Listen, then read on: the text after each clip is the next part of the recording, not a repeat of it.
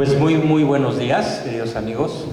No es un saludo ritual, de esos que se dan para salir del paso, es un saludo de corazón.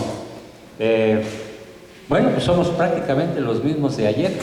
Yo esperaba que hoy tuviéramos más quórum, pero por lo visto los que no están son los que más lo necesitan. Los que sí están son los que menos lo necesitan, porque ya ustedes están en la categoría de ya sé que no sé.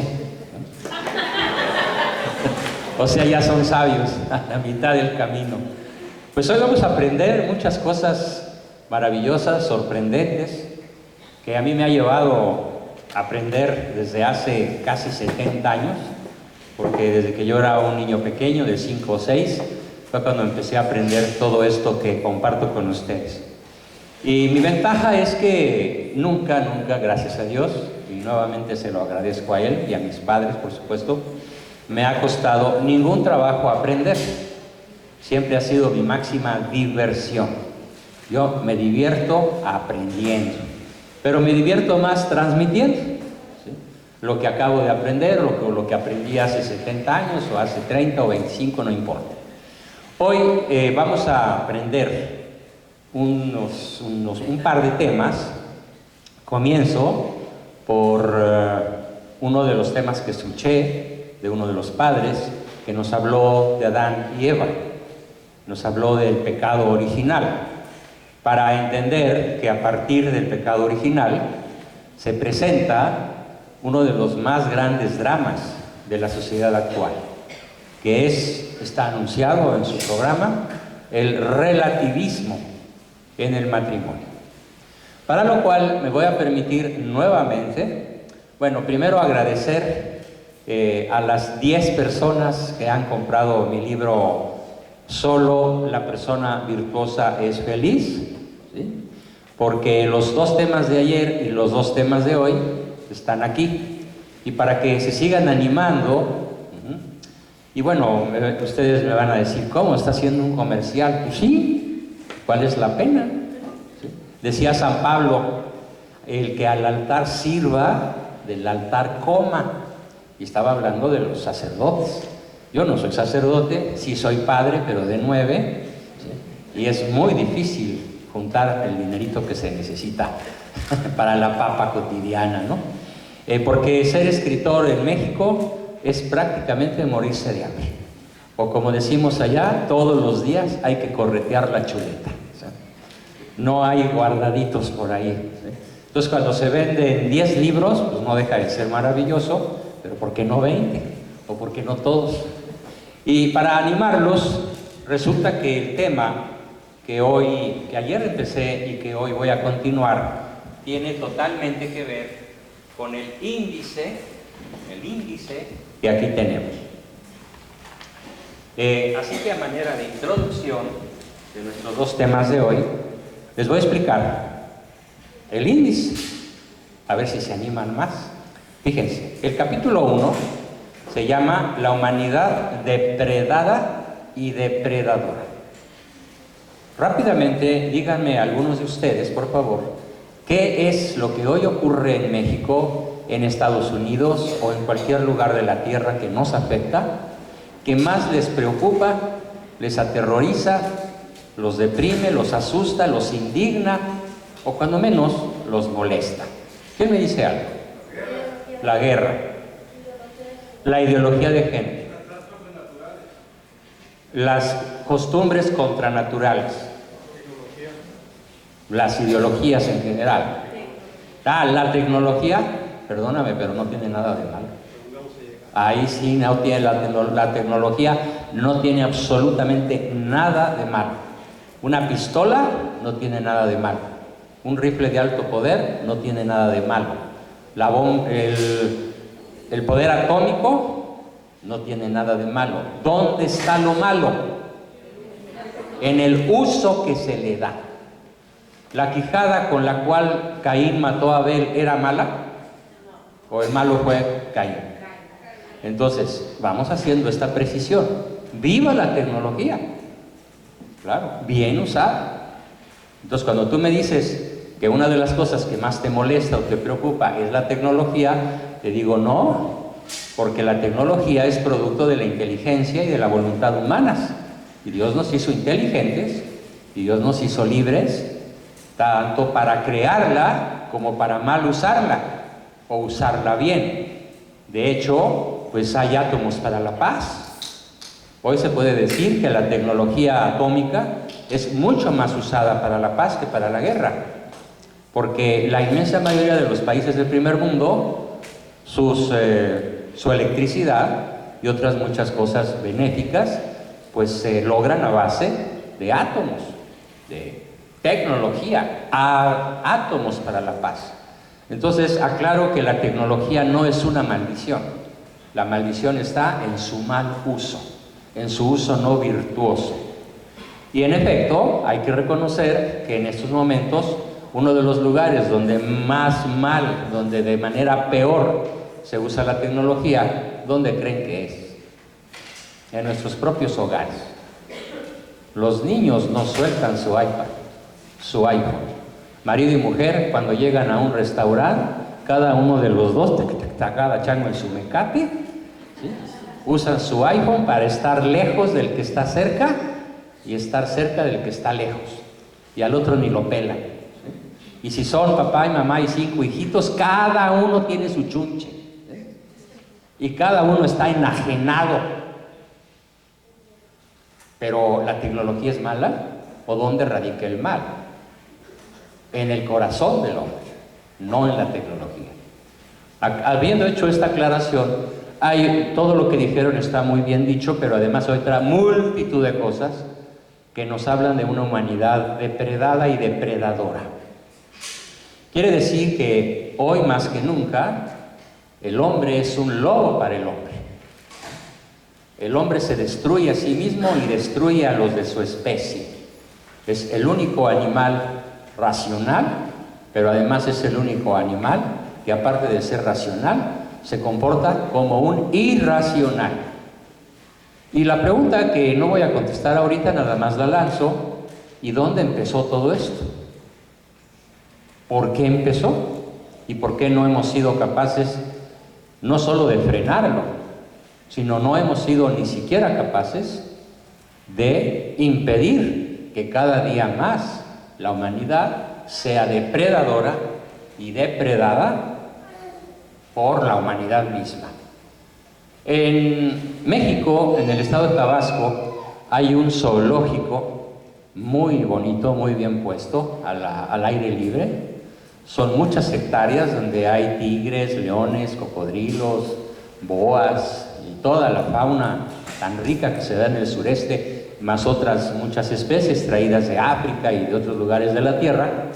Y hay un boleto muy caro, bueno, caro, de 200 pesos, como $10, que dice: ¿quiere usted conocer al depredador más grande de la historia terrestre? Y todo el mundo compra su boleto para ir en trenecito chucu, a ir a conocer al depredador más grande de la Tierra. Y bueno, pues mi esposa y yo, con nuestros hijitos, ¿verdad?, hace muchos años, cuando todos estaban chiquitos, pues compramos nuestros, $110 para entrar los 11 a esta excursión. Ya nos subimos al trenecito, llegamos a una gran cueva. Todos nos imaginábamos que íbamos a ver un Tyrannosaurus Rex, que en México se llama Tyrannosaurus Rex, ¿no? Y no, entramos a la cueva del Tyrannosaurus Rex que nos imaginábamos, y el tren de pronto se paró. Y yo le dije al maquinista: ¿qué, ya se descompuso este vejestorio? Porque sí estaba bien viejito, ¿no? Dice: no, ya estamos en la cueva del depredador más grande de la humanidad.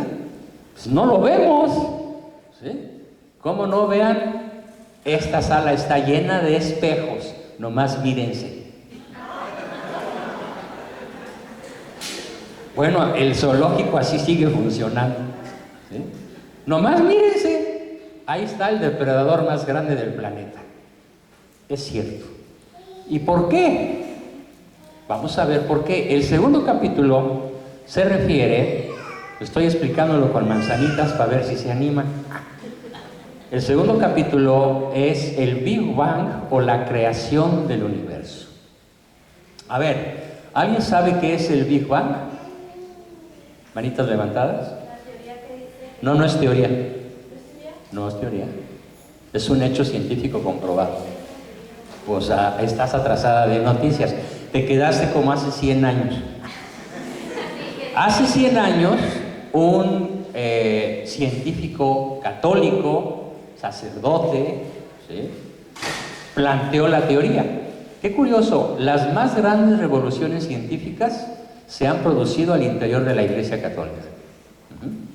No se han producido en las universidades ateas, se han producido al interior de la Iglesia Católica. Por ejemplo, el que destruye la teoría de que el Sol daba vueltas alrededor de la Tierra, ¿quién creen que fue? Pues nada más que el señor canónigo, señor cardenal, don Nicolás Copérnico, príncipe de la Iglesia Católica y astrónomo en sus ratos libres.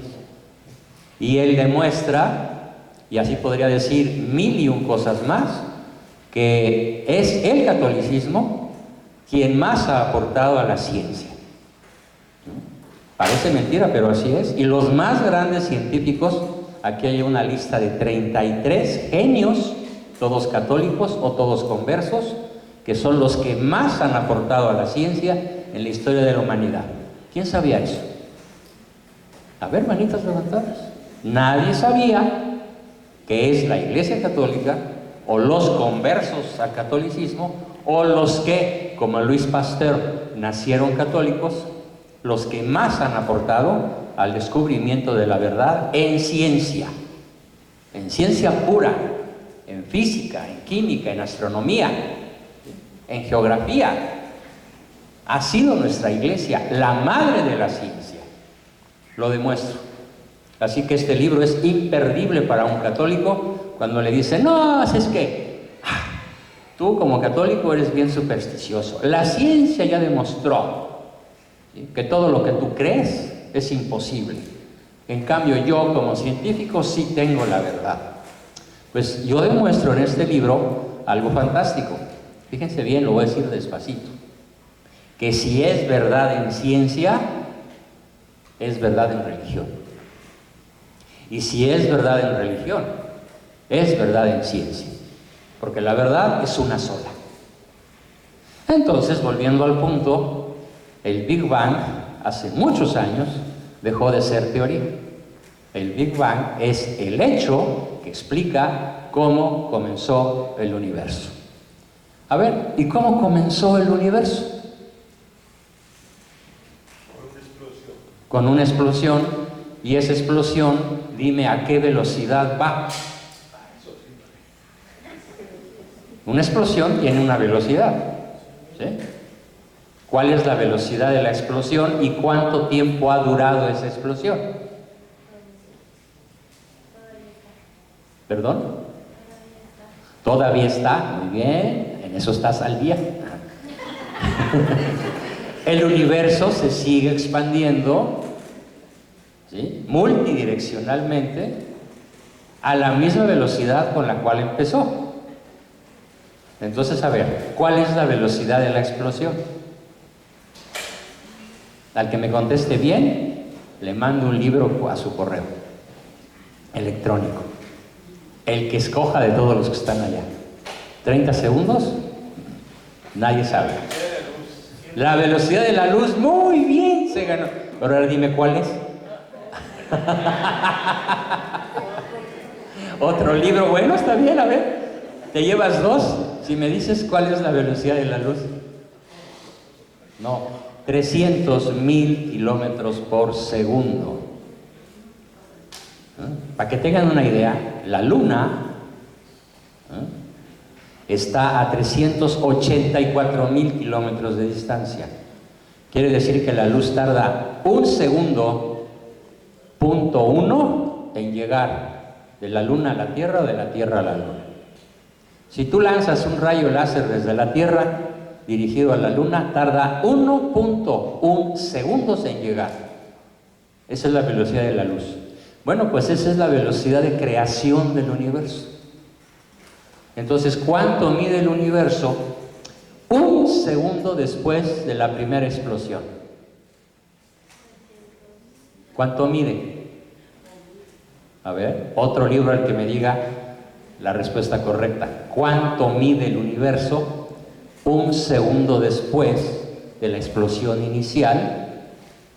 ¿Cuánto mide? No, reprobado en matemáticas de primero de primaria. Mide 600,000 kilómetros de diámetro. Para que tengan una idea, la Tierra mide 12,000 kilómetros de diámetro. Bien chiquitita. ¿Cuánto es 600,000 entre 12,000? 50 veces. O sea, la velocidad de la luz rebasa 50 tierras en el primer segundo. Y en el segundo, pues 1,200,000, 1,200,000, perdón. Y en el tercer segundo, pues 1,200,000 por 2. Y en el segundo 3, y en el segundo 4, y en el segundo 5. Se sigue expandiendo. ¿Durante cuánto tiempo? ¿Cuánto tiempo llevamos en expansión? 13,700 millones de años. Imagínense el tamaño. Y creciendo. Y en estos momentos, el universo ya creció centenares de miles de millones de kilómetros a la redonda. Y creciendo. Entonces, ¿qué fue capaz de provocar esta explosión? Pregunto, ¿la explosión se pudo provocar así solita? No. ¿Qué necesitó? No metan a Dios como Dios. La explosión inicial del universo, para empezar, ¿qué necesitó? No había energía. No había energía. A ver, muchachos, piensen. Se necesita una causa eficiente. La causa eficiente se define como la causa capaz de causar lo causado. ¿Sí? ¿Cuál es la causa eficiente tuya? ¿Cuál es tu causa eficiente? ¿Qué fue lo que provocó que tú existas? Papá y mamá. Dios no va a crear un ser humano si no hay papá y mamá, ¿no? Dios no va a crear un ser humano si hay mamá y mamá, o papá y papá. Claro, qué trauma para los gays, ¿no? Sorry. Créame, multitud, lo siento mucho. Entonces, se necesita para crear un niño, para crear un universo, para crear cualquier objeto, para crear cualquier ser, se necesita una causa eficiente.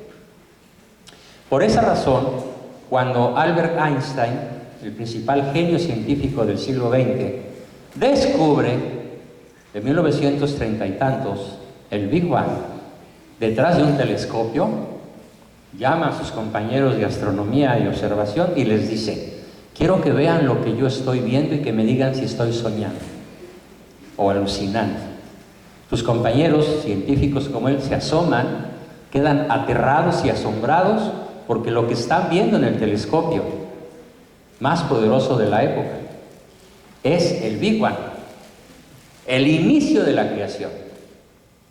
Y entonces uno de ellos dice: oye Albert, sería maravilloso saber qué ha pasado desde ese instante de la explosión inicial hasta nuestros días. Imagínate, 13,700 millones de años y creciendo a la velocidad de la luz.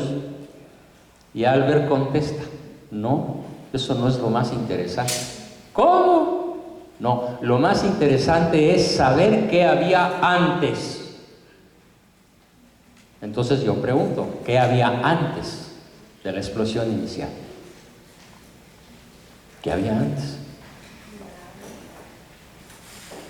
¿Ya se tardaron?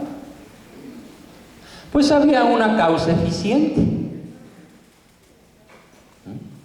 pero no había ninguna materia, ninguna energía. Esa causa eficiente sacó la explosión, ¿de dónde? De la nada, de su simple voluntad. Esto es ciencia, pero también es filosofía y también es teología. Y así, solo así, podemos entender el origen de la creación y el origen del hombre y por qué estamos aquí y a dónde vamos y quiénes somos y de dónde venimos. Todo está explicado en detalle. Entonces, el segundo capítulo trata del Big Bang y de la creación del universo. Y lo que he dicho en 5 minutos, pues lo explico en una lectura que les puede llevar 3 horas. Solo ese capítulo. Si leen despacito. A los más abusados, pues a lo mejor les lleva 30 minutos. El siguiente capítulo se llama La creación de los ángeles y su caída. Mucho antes de la creación del género humano, Dios decidió compartir su felicidad con seres libres que pudieran escoger entre quién como Dios o no te serviré. Y explico con mucho detalle cuándo, cómo, por qué y para qué la causa eficiente, a la cual los griegos la llamaron Theos. El nombre Dios viene del griego Theos, y el origen del nombre Theos lo explicaré en un rato más. Se hubiera podido llamar de otra manera, pero los griegos decidieron llamarle Theos. Entonces, esta causa eficiente, que conocemos con el nombre de Dios, decide crear espíritus puros, espíritus libres, espíritus inteligentes, para compartir su felicidad absoluta por el resto de la eternidad, pero tenía forzosamente, siendo coherente consigo mismo, que crearlos libres, de decidir: sí te serviré, no te serviré. Y ya sabemos, en cierta forma, en parte, sabemos la historia. El más inteligente, el más bello, el ángel portador de la luz, dijo: no, yo no te serviré, yo quiero ser tú y ocupar tu lugar. Mi Diosito le contestó: piénsalo, te doy el tiempo necesario para que lo pienses y lo decidas. Y una vez que lo decidas, no hay reversa. Una vez que lo decidas, tu decisión es para siempre. Piénsalo.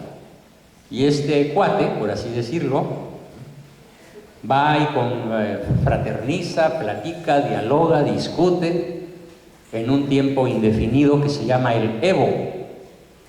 El ángel, como espíritu puro, no está sometido al día de 24 horas, a la noche, al día, al calor, a la oscuridad o a la luz. En el Evo transcurre una tremenda batalla de inteligencias y voluntades.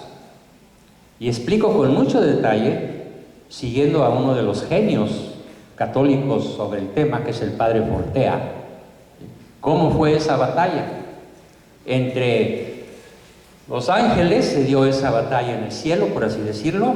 Nomás no se imaginen un lugar, por favor, porque el cielo no es un lugar, es un estado de cosas, es un estado del alma. Y en esa batalla que dura, si tuviéramos que hablar el lenguaje humano, tendríamos que decir que duró miles de millones de años, hasta que tiene un final.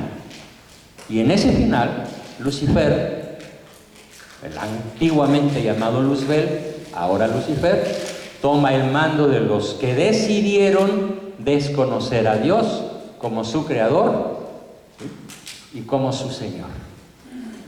Y Miguel, San Miguel, cuyo nombre Miguel quiere decir quien como Dios, toma el mando de los que deciden servir a Dios, reconocerlo y adorarlo como su Señor y Creador.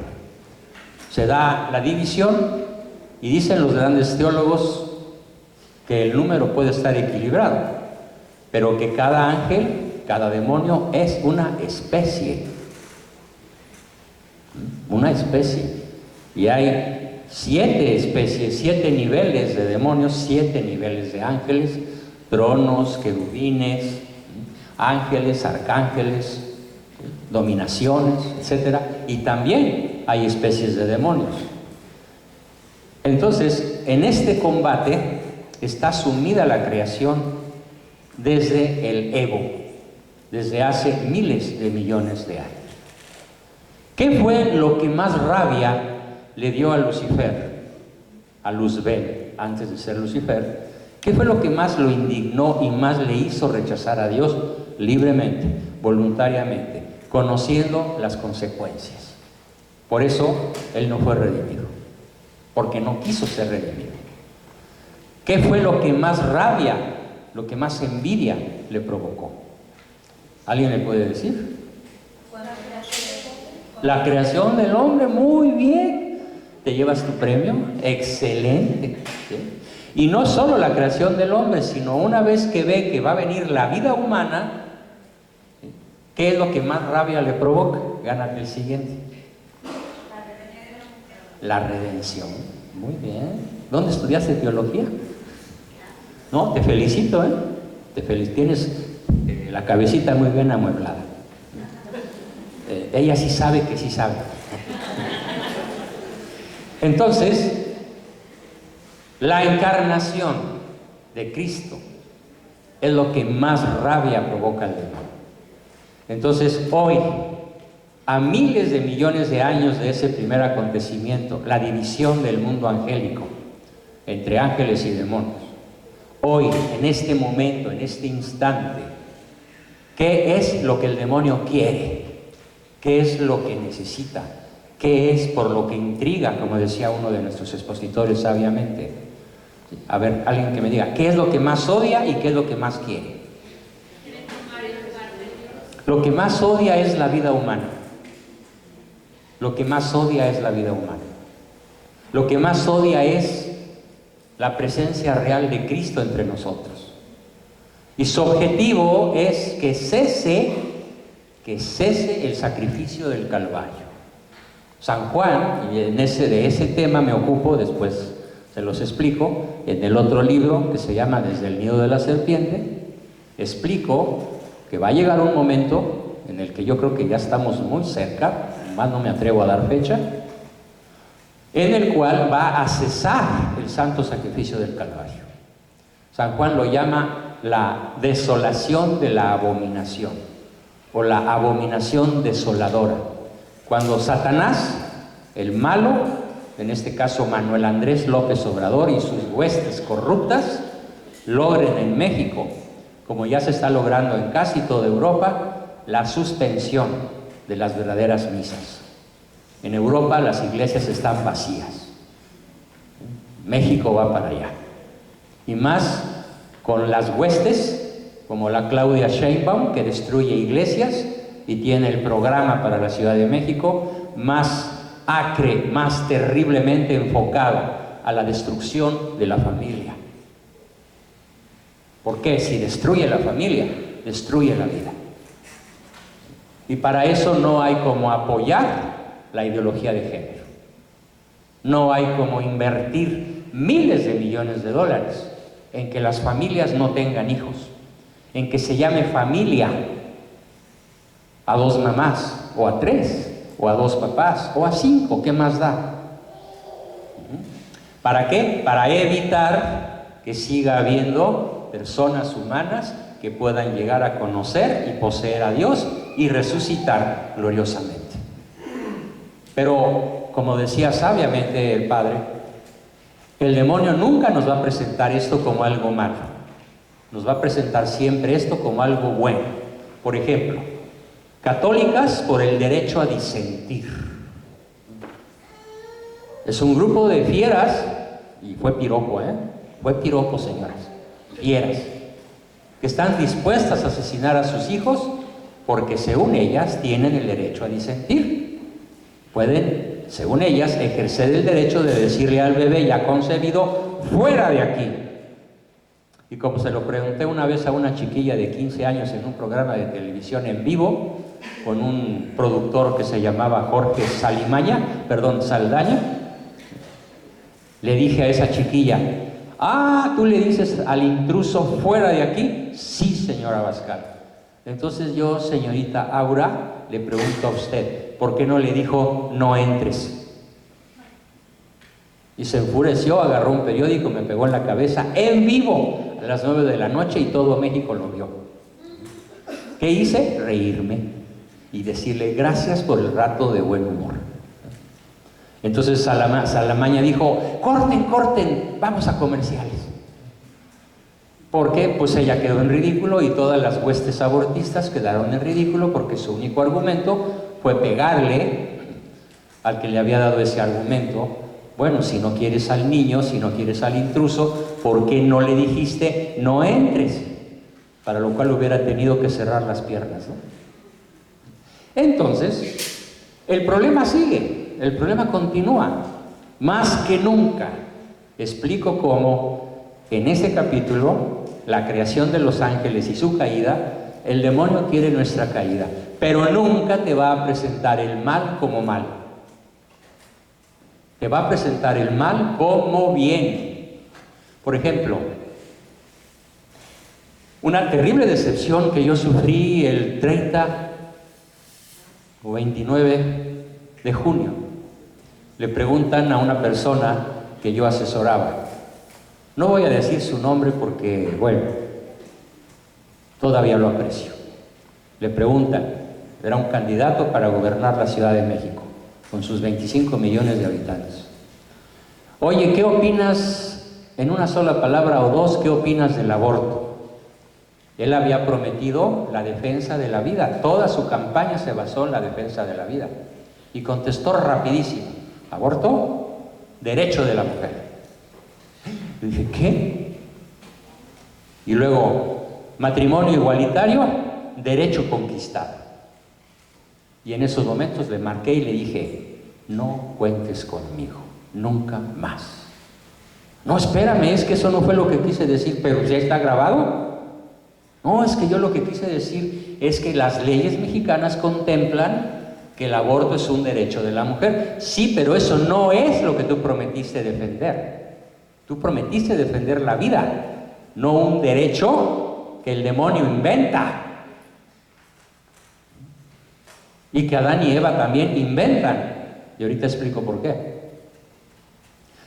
Tampoco tú prometiste no defender, sino apoyar a la familia. Es más, tu lema de campaña es primero tu familia. ¿Cómo puedes decir familia a dos mujeres que adoptan a un niño y lo pervierten con sus costumbres antinaturales? Total, no me ha vuelto a hablar, no he vuelto a saber de él. Yo no estoy enojado, estoy indignado, profundamente indignado. Y profundamente lastimado, porque en la ciudad donde vivo va a gobernar, o ya gobierna desde hace muchos años, los demonios, pero ahora viene el demonio peor, el peor demonio. Además es una señora guapa, inteligente, erudita, con mucho arrastre, porque más de la mitad de la población de la capital votó por ella. Como dije ayer, nunca pensé que los estúpidos fueran tantos. Asombroso. Entonces, en el capítulo 4, después del capítulo 3, donde hablo de la creación de los ángeles y su caída, viene el capítulo 4, donde platico con mucho detalle cómo fue la creación del género humano. Hay dos corrientes y las dos son válidas, porque todavía no sabemos a pie juntillas cómo se las ingenió Dios. La primera corriente se llama creacionista. Y respeto mucho tanto esta opinión como a las personas que lo creen, que Dios literalmente creó un monito de barro y le sopló y le infundió la vida. El creacionismo también piensa que literalmente Diosito sacó una costilla del lado izquierdo del costado de Adán y creó a Eva. Y esta historia me fascina porque siempre he dicho, ¿de dónde sacó Dios a Eva? Fíjense bien, esto es hermosísimo. Dios no sacó a Eva de un hueso de la cabeza del hombre, porque no quería que fuera su colega. No, eso no quería Dios. Tampoco sacó a Eva de un hueso de los pies, porque no quería que fuera su esclava. Tampoco sacó a Eva de los huesos, de los brazos o de las manos, porque no quería que fuera su sirvienta. ¿De dónde sacó Dios en la corriente creacionista a Eva? Pues de un lugar muy cerquita del corazón. Entiéndanlo, por favor. Y la otra corriente no es la corriente creacionista, sino la corriente que se llama evolucionista moderada, que no piensa como piensa Darwin.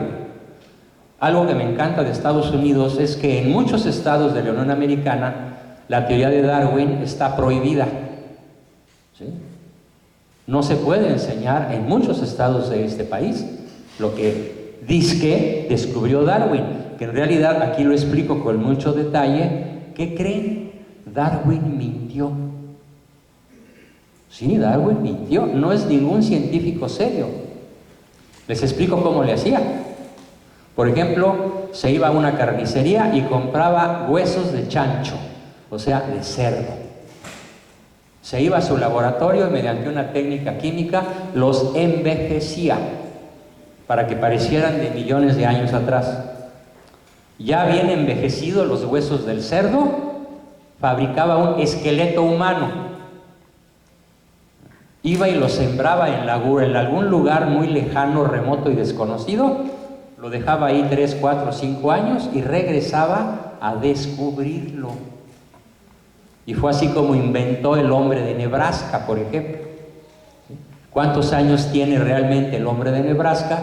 Pues no más de 100 o 150, pero él le atribuyó 1.000.000 de años y se hizo famoso con el descubrimiento del hombre de Nebraska y de otras muchas cosas que él inventó para demostrar que no existe Dios, que no hay creación del género humano, sino evolución de la materia, lo cual es una estupidez de un nivel de solemnidad asombroso. Sobre este punto profundizo hasta que incluso demuestro que el mismo Darwin acabó reconociendo: mentí. Hay muchas historias que aquí narro en detalle para que se las cuenten a sus hijos y dejen de creer en una solemne imbecilidad llamada evolucionismo puro o evolucionismo extremo. La corriente católica, que admite que pudo haber evolución, dice lo siguiente: Dios pudo haber decidido hacer evolucionar desde bacteria o animal unicelular hasta un chango al que le infunde la inteligencia. No es que el chango sea capaz de crear seres humanos, no es que vengamos del mono, porque el primer ser humano fue plenamente humano, pero es posible que Dios haya decidido en su infinita sabiduría y perfección haber utilizado una pareja de animales para convertirlos en seres humanos. Ese tomó barro de la tierra muy bien pudo haber durado 5.000 millones de años. Y ya con la pareja de monos evolucionados, por así decirlo en lenguaje antropomórfico, sopla y crea el alma humana. Es perfectamente factible. Si me preguntan por cuál teoría me inclino, no sé. No sé, estoy como Sócrates. Solo sé que no sé nada. De hecho, la Iglesia Católica nos deja en libertad intelectual de pronunciarnos por una u otra posibilidad, porque no es un dogma, ni una ni otra. Lo que sí es dogma es que el hombre no viene del mono como causa eficiente. La causa eficiente del hombre no es un mono o dos. La causa eficiente del hombre es Dios. De ahí venimos todos, de una sola pareja inicial, a la cual se le llama Adán y Eva. Se hubieran podido llamar Petra y Petronilo, ¿no? Como quieran. O Chuchito y Jacinta, el nombre es lo de menos. Nada más entendamos que Eva es la madre de todo el género humano. Y fíjense muy bien, lo que estoy diciendo parece que no tiene relación con el título de mi charla. Sí, sí la tiene profundamente. Relativismo en el matrimonio. Resulta que los científicos actuales han hecho un ensayo, un escenario matemático, en el cual toman a los 7,000 millones de personas que en estos momentos somos y empiezan a hacer una regresión matemática hacia atrás. Entonces, ¿cuántos éramos hace 100 años? La mitad de los que somos, 3,500 millones. Y si retrocedemos 1,000 años, ¿cuántos éramos? 1,000 millones. Y si retrocedemos 5,000 años, ¿cuántos éramos? 300 millones. Y si retrocedemos más y más y más, ¿cuál es el número al cual necesariamente vamos a llegar? Lógicamente. A ver. 2. ¿Quién dijo? ¿Quién levanta? A ver, para darle su regalito. Muy bien, señor. 2. Un hombre y una mujer. No 2 hombres, no 2 mujeres, no 2 changos. Fíjense muy bien. Enseguida vamos a hacer un terrible ejercicio mental que espero que puedan compartir con sus niños de todas las edades para demostrar que el hombre es creación de una inteligencia superior y absoluta. Primer pregunta. Aquí lo demuestro con manzanitas para que todo el mundo lo entienda, aunque no tenga bonitos y tenga letra chiquita, ¿sí? Fíjense, primer pregunta. En la creación, ¿hay vida? Sí. ¿Hay vida? Sí. Muy bien. Segunda pregunta. ¿La vida o un ser vivo puede ser creada por un ser no vivo? ¿No? O sea, de esa video que me está filmando no pueden brotar culebras o moscas. De un pedazo de carne, y esto lo demuestra Luis Pasteur, no pueden brotar moscas, a menos que antes una mosca haya puesto huevos. Entonces, para que haya seres vivos, ¿cuál es la característica de la causa eficiente? Vida, que esté viva.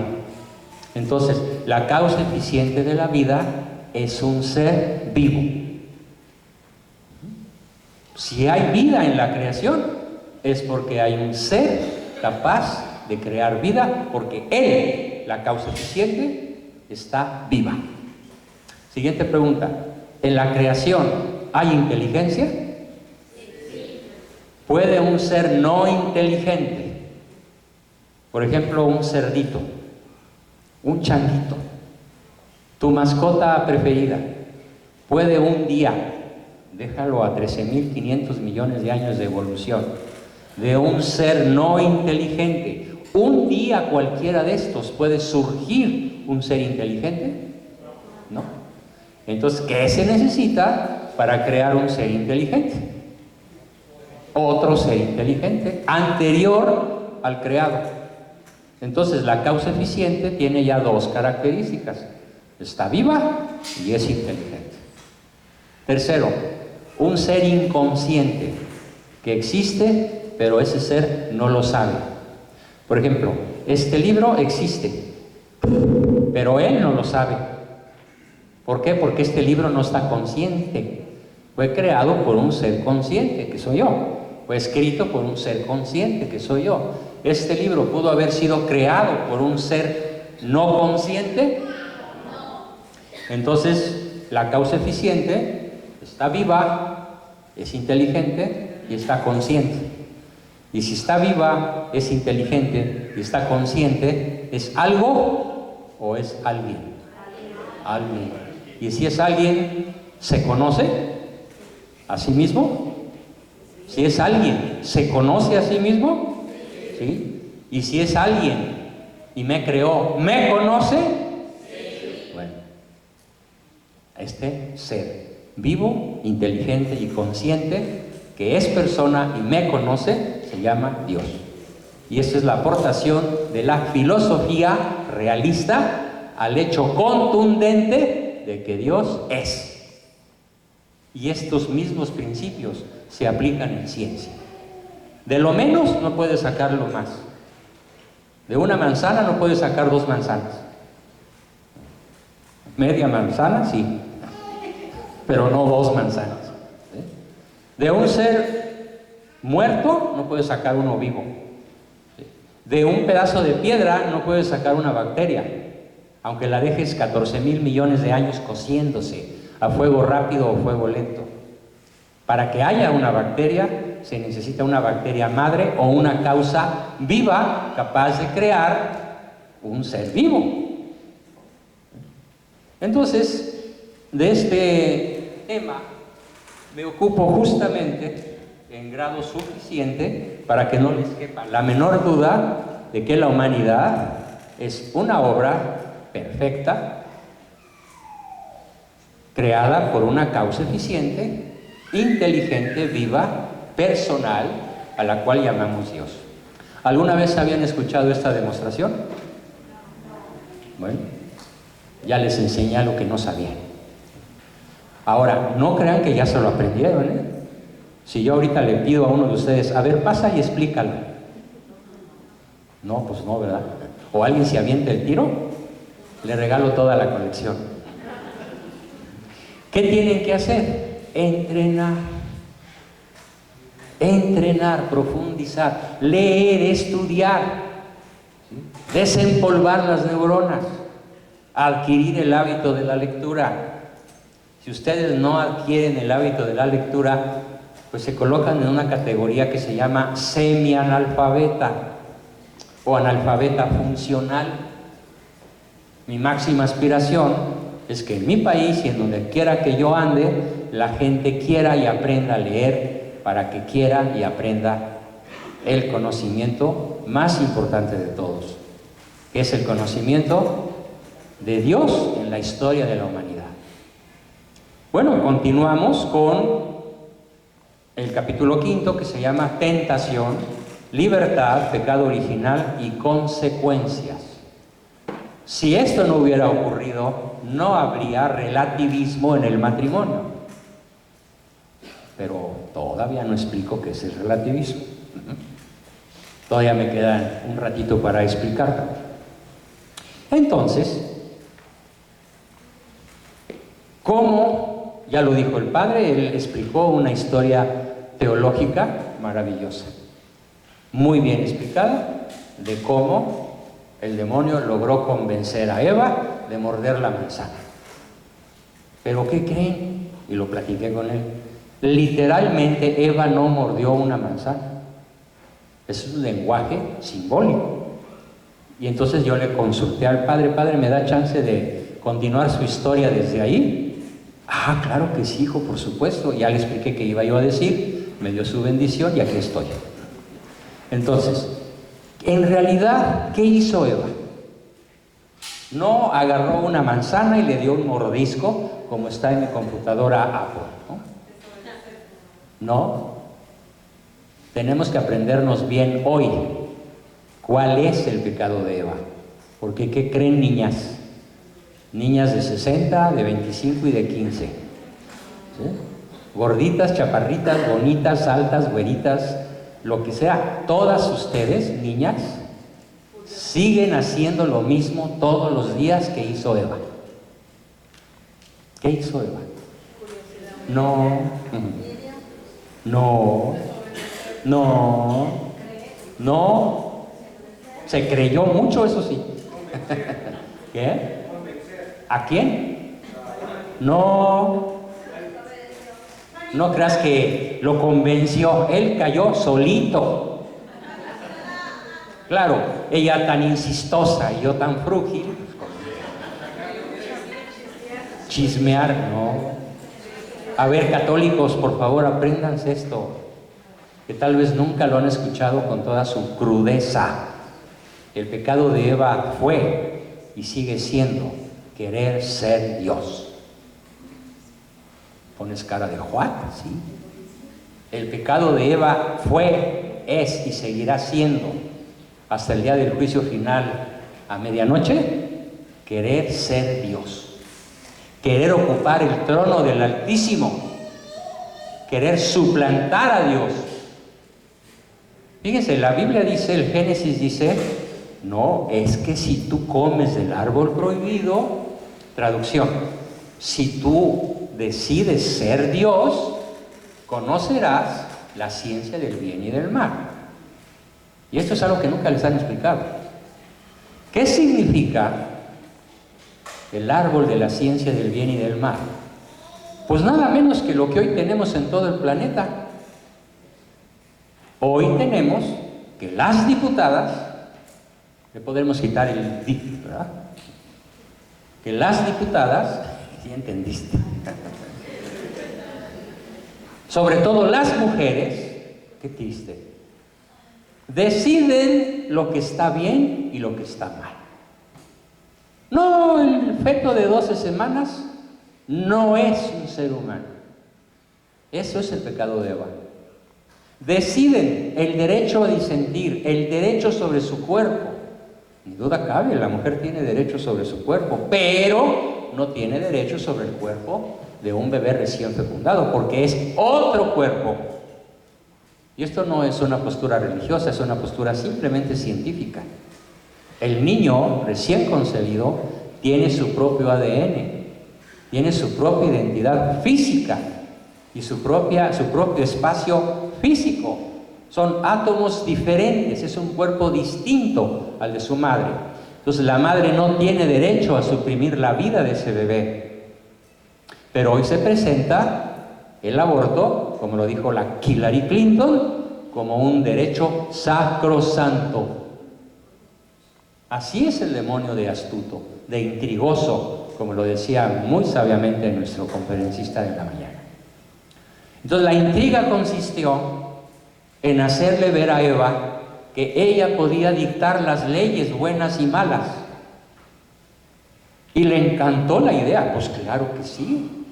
Por supuesto que sí quiero ser Dios y definir la ciencia del bien y del mal. ¿Quién había escuchado esa explicación? Aquí está, y tiene imprimatur, tiene permiso eclesiástico, tiene premios internacionales dados por portales católicos, es doctrina católica pura, ortodoxa, verídica. Al narrar y el escribir yo